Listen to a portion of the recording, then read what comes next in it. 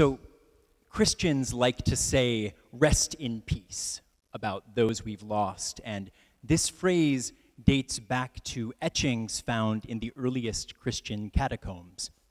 It meant that the deceased was now in peace with Christ, now peacefully behind the wall that separates life and death.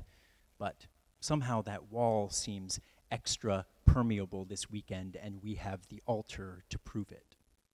Last night, the Mother of Guadalupe community ritualized this reality not simply peacefully, but restlessly, by coming into our space as they have for years and remembering those that they have lost. I joined the group last night and was reminded that my relationship with everyday life is inextricably intertwined with my relationship with death. This might seem trite, but for a Midwestern boy who has gleefully raised himself on Hollywood horror films, mostly made by young, white, straight, immature, angry, and fearful men, it's taken a long time to unearth the fact that much of what we call the horror genre banks on its viewers drawing a firm, fearful, angry boundary between life and death and clinging desperately to life as the good thing until death, the bad thing, inevitably overtakes them, preferably in the most violent, bloody, terrifying, ridiculously offensive way imaginable. I could also argue that much Hollywood horror also banks on unflagging American fear of other cultures, but you smart people probably realized that long ago, while I was still shivering in my bed, convinced that Freddy Krueger's razor-covered glove was about to shoot up through my mattress and slice me to bits. And by the way, every night I still fear that, so please send help. I spend many of my days desperately trying to ignore each nudge I receive that should remind me of my own mortality, of my loved one's mortality, and of the mortality of the entire world. Mostly, I choose to focus on the good life part and pray that the death part will stay away. This sometimes works until those late night moments when the image of Freddy Krueger's razor-covered glove caresses me back to sleep. But last night, I was transported to a place where this divide doesn't have to be drawn and, in fact, isn't welcome. Instead, the two sides seem to hold one another in necessary balance, accepting the fact that life, even as we live it every day, can feel more like a never-ending series of large and little losses. As our modern musical theater prophet, Stephen Sondheim, says, every day a little death, in the parlor, in the bed, in the curtains, in the silver, in the buttons, in the bread. Every day a little sting, in the heart and in the head, every move and every breath. The Mother of Guadalupe community explores this fact, even without $200 Broadway tickets. As a community, they come together to feel the little deaths and the large deaths. They ritualize their losses, they share their grievings, and they celebrate the transformational possibilities of tearing down the strong walls we humans build up between life and death. So I want to take a page from this group's book as we move from their traditional ritual into our own traditional agape ritual.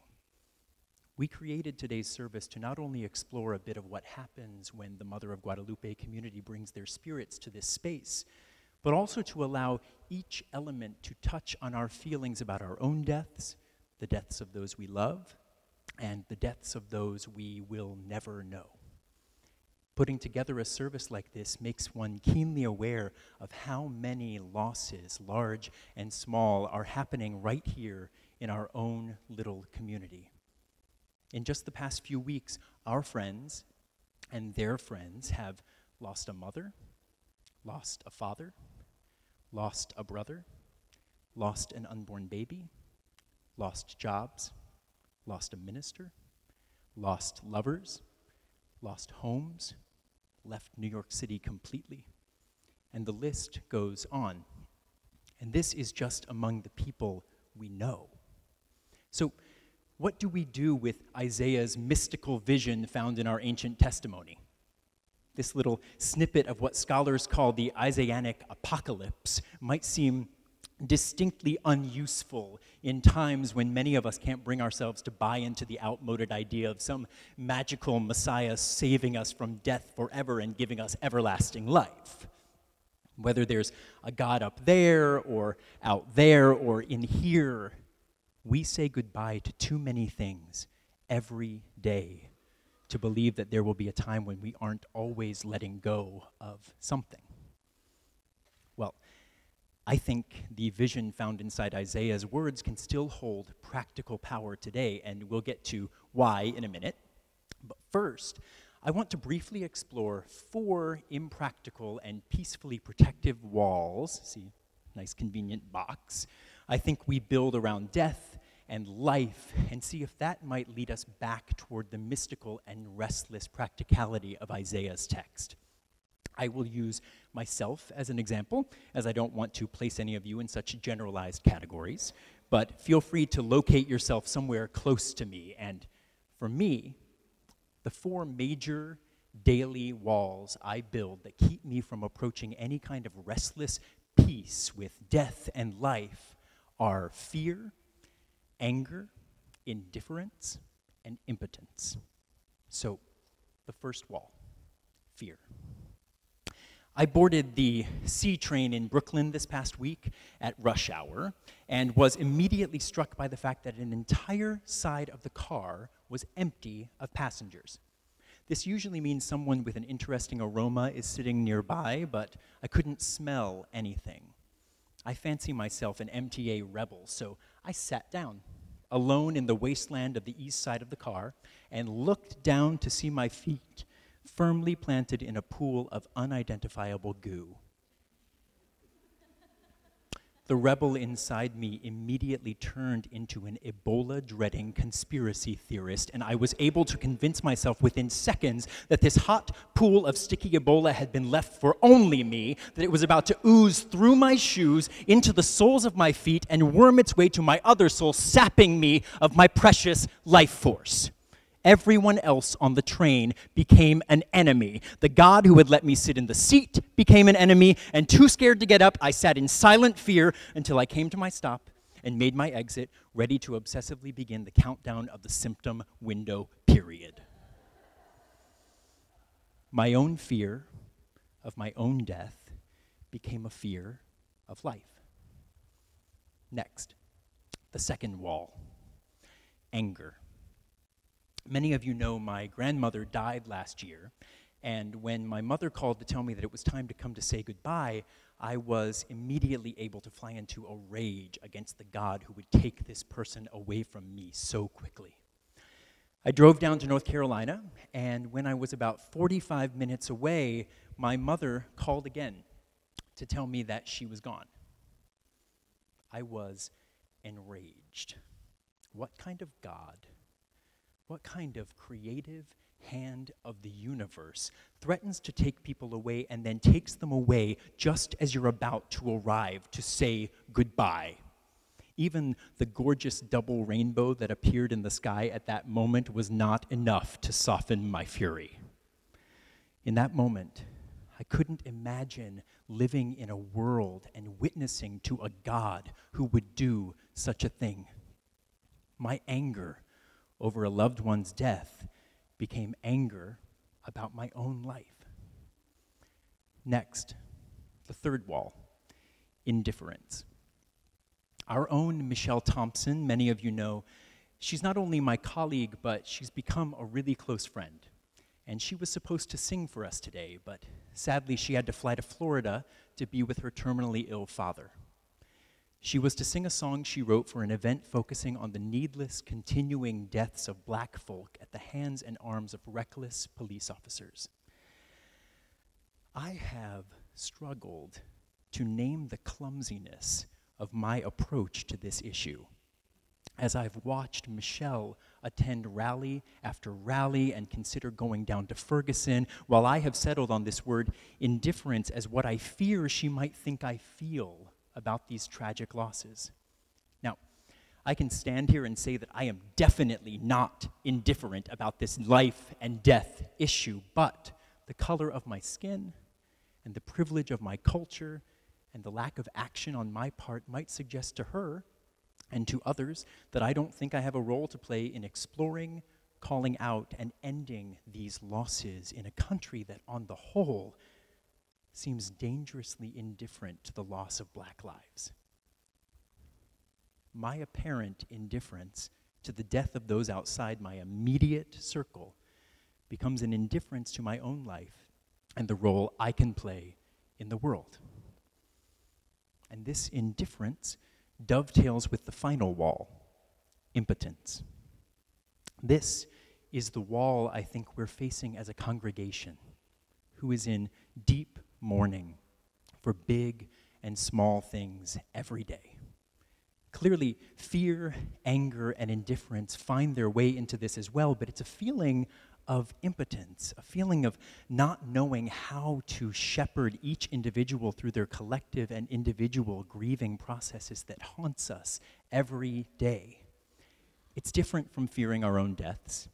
It's different from raging over a grandmother's death. It's different from clumsily scrambling to figure out how to stand in solidarity with those directly affected by deaths we'll never know well. But it's also connected to all three of these. In a transitional time like this, when even the loss of a beloved leader feels like a sort of death, the situation calls for self-esteem. And this is where the wall of impotence threatens to spring up. How in the world and through what God do we seek to be a community who is in mourning? What do we talk about? What do we sing about? What do we cry and laugh and dance and pray and rage and go on living about? If we allow that wall of impotence to grow, we may never know. And this is where I think Isaiah's mystical vision comes into play. Because I truly believe that vision is the life-giving antidote to our everyday deathly walls of fear, anger, indifference, and impotence. Isaiah's vision of this sumptuous meal laid out on a table for all people is a gorgeous image, but it's surrounded throughout the rest of the book by images of violence and loss and judgment, much like the communion meal we commemorate here every Agape Sunday. These images don't lose their power through juxtaposition. They gain their power through juxtaposition. Placing the gruesome next to the beautiful is the most authentic image for our lives. It's not peaceful, but its restlessness gives us a vision of and for our lives that is well worth seeking. The fact that beautiful images will always be accompanied by images of death, loss, and chaotic transition offers hope that even though we can't see ourselves making it to that table where death is obliterated once and for all by God, we can practice setting that table ourselves. And through this practice of setting a table that acknowledges our fear, acknowledges our anger, acknowledges our indifference, acknowledges our impotence, we also practice the creation of new visions, completely new ways of seeing for the world, for our loved ones, and for ourselves. Having this altar and our guests with us today are reminders that this room, that these tables, can always be a place where walls are torn down amidst the chaos, where deaths, huge and tiny, are ritualized as community-building realities, and where God-centered living does not seek to abolish the reality of death, but rather creates a concrete interruption of our timeline, giving us vision to see, hear, taste, touch, feel, absorb, and embody the possibility of restless resurrection. So, let's practice a bit of this restless resurrection right now as we move into our communion moment. Today, don't seek peace from reality, but seek peace in the eyes of those around you, those who will die those who have lost and are always losing more, those who come to this table for very similar and very different reasons than you do. Take a moment and remember why we interrupt our timeline, why we set the table, why we seek to tear down our own walls, even with all the chaos outside. On the night Jesus was betrayed, he gathered his friends, his social network, his sacred community, and they stopped just for a moment. They didn't seek to abolish death. They didn't ignore the chaotic violence all around them. They simply stopped and shared a Passover meal. So let's gather ourselves, and let's gather our elements. Make sure that everyone around you has something to eat, has something to drink, and we'll come together in just one more moment.